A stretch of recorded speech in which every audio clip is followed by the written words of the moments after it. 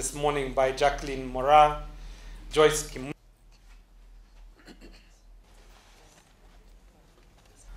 So ilikuwa tarehe 20 saa 3.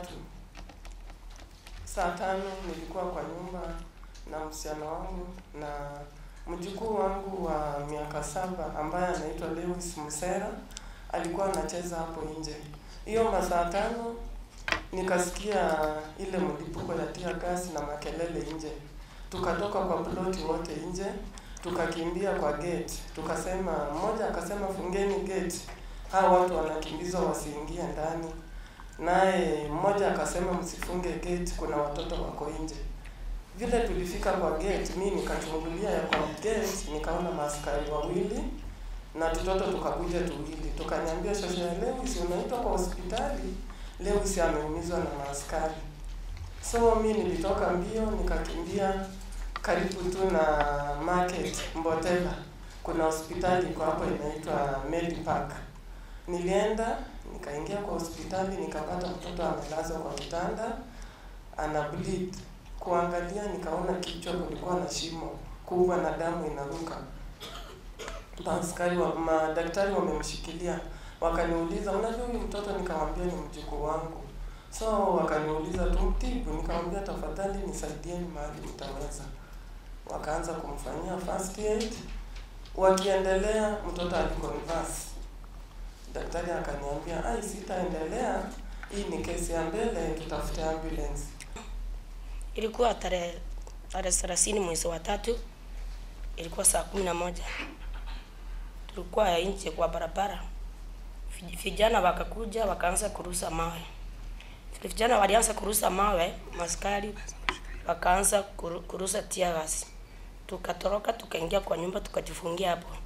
Vile tulijifungia tear gas kiruswa sinaruhusu sikiingia kwa nyumba.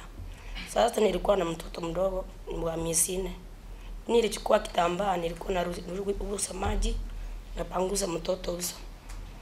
Tukakaa hapo mtoto ako sawa. Usiku mtoto ako sawa. Kufika saa 9 mtoto akaanza kutoa bofu kwa mapua ikiwa na damu. Nikiamka niona kama nitamshughulikia nimpeleke hosi. Ule mtoto sikumsaidia. Mtoto aliaga hapo hapo. Sikumsaidia. Ndio nikatoka nikaenda kwa station Lang'ata. Nikaripoti. Wakaniuliza unataka aje? Tukupee barua upeleke mtoto kaburi. Makaburi nikamwambia hapana. Nataka nipeleke mtoto mochari. Nataka upeleke mtoto mochari gani? Nikamwambia City mochari.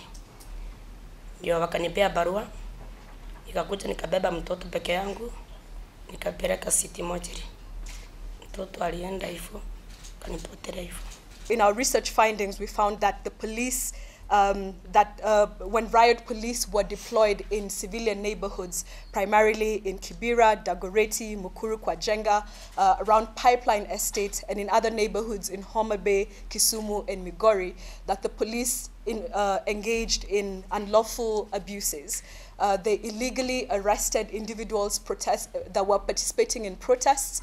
We documented killings. We documented at least 12 killings, including of people that were not in the protest themselves. These were shopkeepers, these were people going to their homes, these were people in their homes, and these were people who were around schools and colleges. We also documented that the police indiscriminately fired into civilian neighborhoods, and this caused serious death, serious injury, as well as the deaths that we documented. Police also beat civilians. They beat civilians with their hands, with their batons, with their guns, and several witnesses sustained serious injuries. And police also destroyed civilian properties, including hotels, including shops, and including homes. Police also indiscriminately and disproportionately used tear gas. This means that they fired tear gas into civilian homes, civilian neighborhoods, which had serious consequences on the health and well-being of people who were not even protesting at the time. They used water cannons, which also damaged civilian homes and also damaged media property because there were media that were also documenting some of these protests. Now, in some of these abuses, you know, one of the cases that really, all these cases were quite compelling.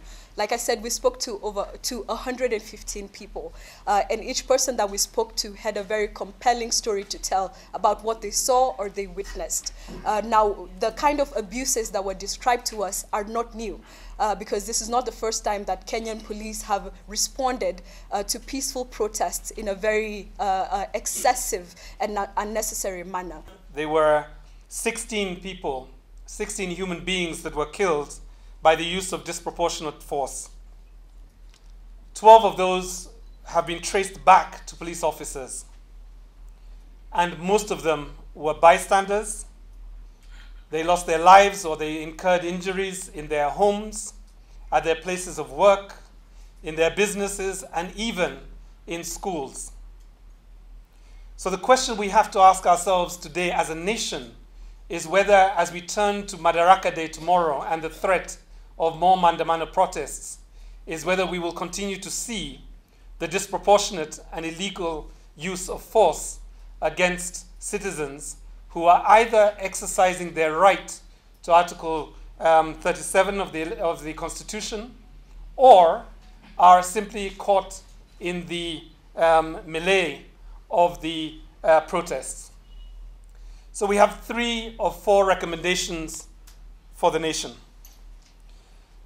The first is that the National Police Service must return, and I believe I said Article 37, to Article 36 of the Constitution, which guarantees the right and the freedom to assemble, and they must facilitate those protesters that wish to raise any issue of significance for this nation. On Monday, we saw hundreds of civil servants, medical doctors, marching across the streets of Nairobi, and they presented a memorandum to the government of Kenya, and we saw not a single tear gas canister, not a single baton, no discharge of either rubber or lethal bullets, live bullets. We have to remind the National Police Service that the UN principles on the use of force and firearms, and indeed the National Police Service Act, second schedule, essentially protects all citizens and all human beings from the use of disproportionate and unlawful force. We would like also to remind the Independent Policing Oversight Authority that delays in the conclusion of the investigations into the events that we have described are essentially not providing closure nor justice for families like Edith and Joyce. And their question is a legitimate question, and we must, as mothers, fathers, as children of this nation, argue that there has to be no delay in dispensing justice and holding police officers accountable for the use of their firearms in an illegal manner. So we are hereby calling for the conclusion of those investigations and the prosecutions of officers who have broken the law.